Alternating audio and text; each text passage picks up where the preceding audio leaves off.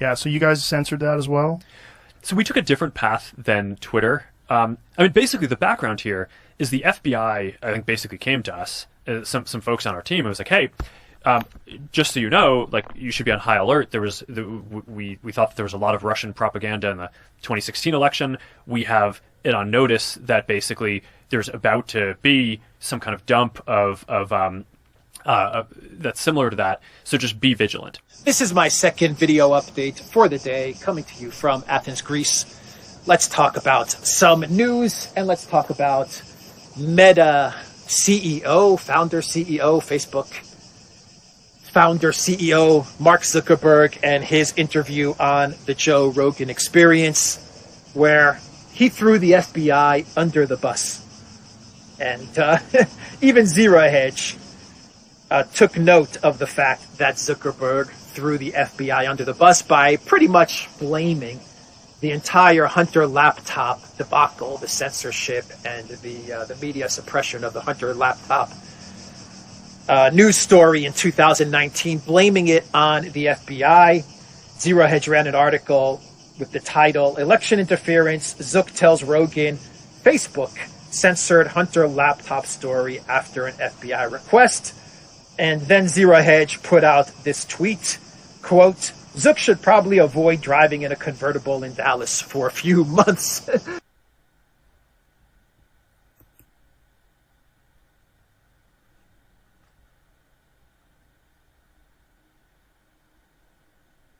Login. This site is protected by election interference. Zuck tells Rogan Facebook censored Hunter laptop story after FBI request. Meta CEO Mark Zuckerberg revealed on Thursday that the FBI warned Facebook about Russian propaganda shortly before the Hunter Biden laptop story broke at the NY Post. Basically, the background here is the FBI, I think, basically came to us, some folks on our team, and was like, hey, just so you know, like, you should be on high alert. We thought that there was a lot of Russian propaganda in the 2016 election. We have it on notice that, basically, there's about to be some kind of dump of that similar to that. So just be vigilant, Zuckerberg told Rogan. Mark Zuckerberg tells Joe Rogan that the FBI reached out to Facebook to put them on notice that the Hunter Biden's laptop story was similar to the previous Russian propaganda and to be on high alert. Hashtag Joe Rogan, hashtag Mark Zuckerberg, hashtag jrepic.twitter.com/ojshik3isa. Giuseppe Mercadante, edit, lol. It's actually the FBI spreading the election misinformation. The owner, John Paul MacIsaac.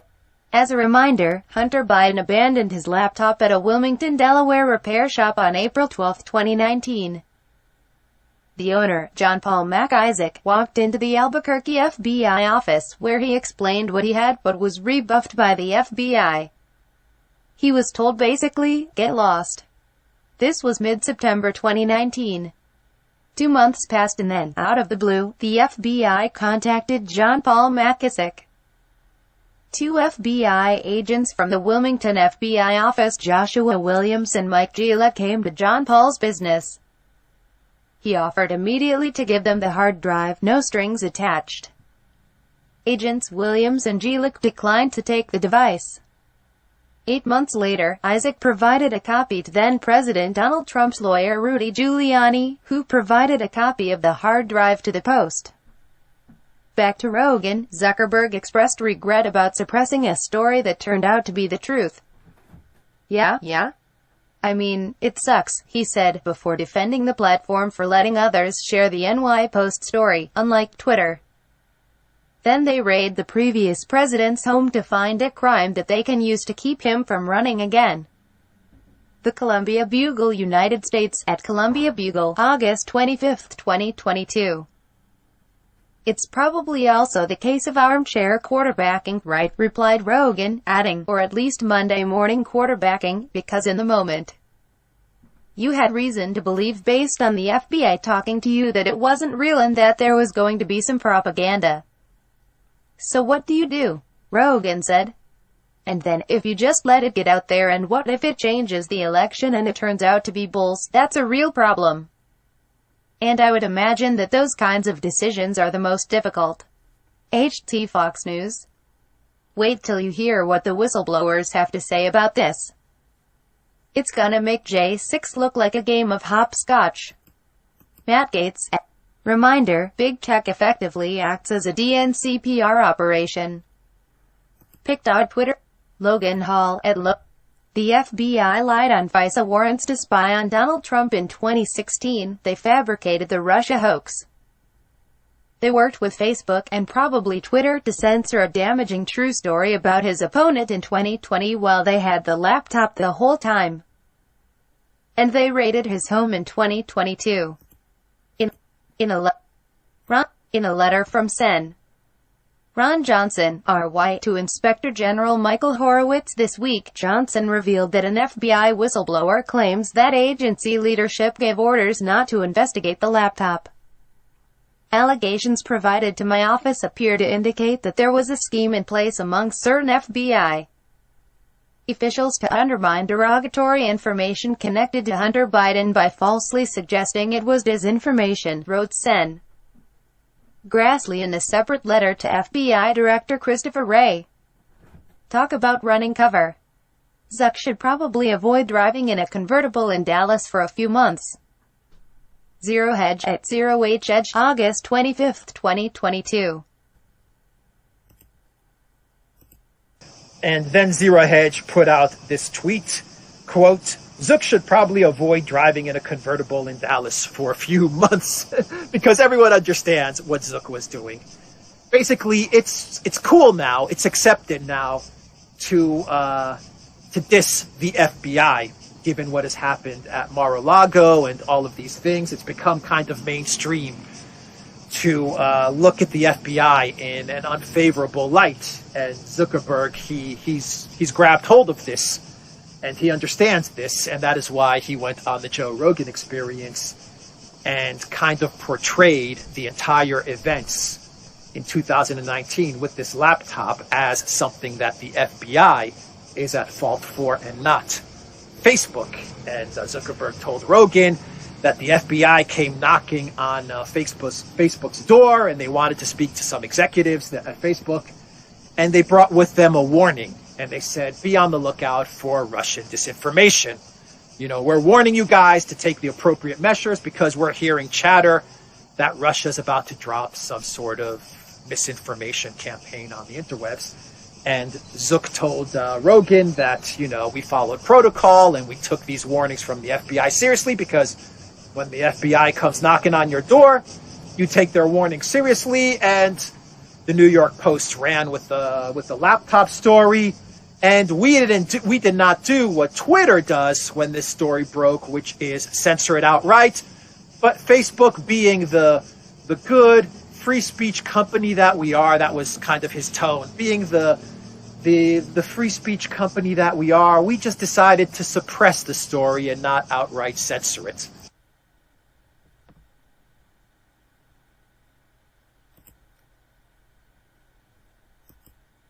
Of course, what Zuckerberg means is that they repress the story so that out of the million feeds that the New York Post story on Hunter's laptop would have landed on, only, you know, one person, only one news feed got the post. They repressed it so that the reach of the New York Post article on the Hunter laptop only reached 0.001% of the news feeds. That was it. And you weren't allowed to share it further on down the line on Facebook. That's what Zuckerberg means. But, you know, yeah, sure, we didn't censor it outright like Twitter, but they might as well have censored it because they only allowed the New York Post feed to reach, you know, a couple of news feeds in the Facebook ecosystem anyway. Zuckerberg was just kind of saying throughout this whole exchange, don't blame us for what happened in 2019, blame the FBI. But in doing so, Zuckerberg kind of exposes the FBI for election interference and for going against the First Amendment, because the FBI they are a government agency, they're a government institution, and the government is not allowed to censor. They're not allowed to suppress speech. And that is what Zuckerberg is saying happened. So this is, rightfully so, a huge story. But make no mistake about it, Zuckerberg, he's being very clever here, and he's just trying to say, Facebook, we had nothing to do with this. We did nothing wrong. All the fault falls with the FBI. And on a side note, I personally don't believe Zuckerberg's story where he says that the FBI just came and they said general Russian misinformation. If you buy that, well, I've got a bridge to sell you. I have some experience working in social media and working with social media companies, and I know that when government agencies, when they have a request to take down content, they're very specific about that content. And I doubt that the FBI just kind of strolled over to Meta headquarters and said, we're getting some chatter about some general Russian misinformation, so just be on the lookout. I don't buy that for a second.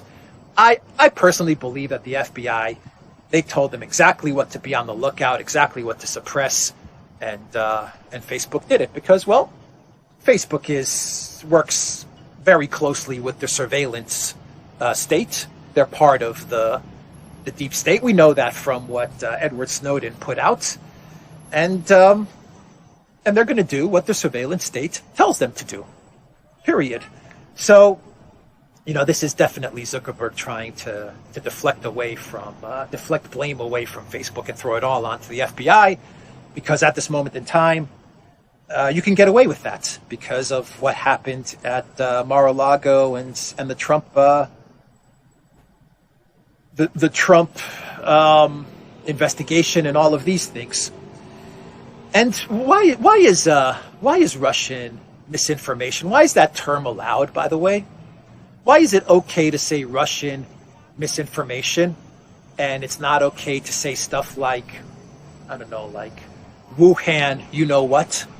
Why is saying that considered inappropriate and racist, but saying Russian misinformation or disinformation is perfectly okay? I mean, kind of a rhetorical question. We all understand why, because you want to demonize Russians.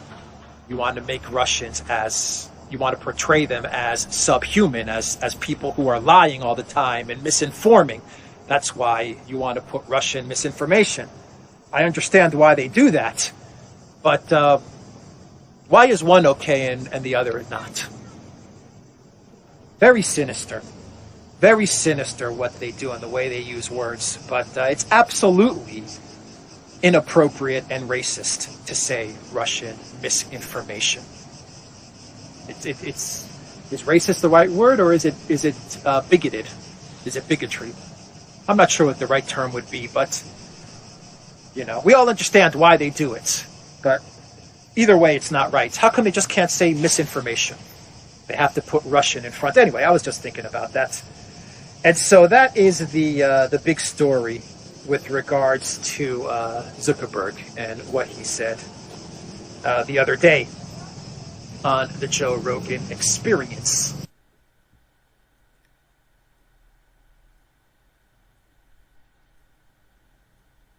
Abolish the CIA. Jeff Young for Congress in Kentucky 2022. My name is Jeff Young. I'm a Democrat running against Andy Barr because he is an ignorant warmonger, and I'm for peace. I put up a billboard that says, abolish the CIA. Why? Because it's the worst terrorist organization in the world today. Ever since the CIA was founded in 1947, it has gotten us into one illegal, immoral war after another. Their so-called intelligence is almost always wrong. The CIA also smuggles addictive drugs like heroin and cocaine into America and profits from the drug trade. The opiate addiction that has plagued Kentucky is not Kentucky's fault. It was inflicted upon us by the CIA. Andy Barr and his entire pro-war party are clear and present threats to America's national security. As a member of the House Foreign Affairs Committee, Barr has voted for sanctions against two countries that have nuclear weapons, Russia and China. Those illegal, counterproductive sanctions have forced Russia and China to become allies. Ever since 1991, NATO has been expanding, and Russia has been retreating and retreating and retreating. And Russia cannot retreat anymore. The Russians' backs are against the wall. Russia made a peace proposal to us in December, but the ignorant neocons in Washington, and Barr is one of them, rejected it. A single miscalculation by the U.S. military or the White House could trigger a huge conventional war, followed by a nuclear war that could kill every person on Earth. Vote for peace, not war. Choose life, not death. Vote for Jeff Young in the Democratic primary on May 17th. I'm the only candidate who can beat Andy Barr. Check out my website at youngforkentucky.com. That's YOUNG, the number 4, KY.com. My name is Jeff Young, and I approve this message.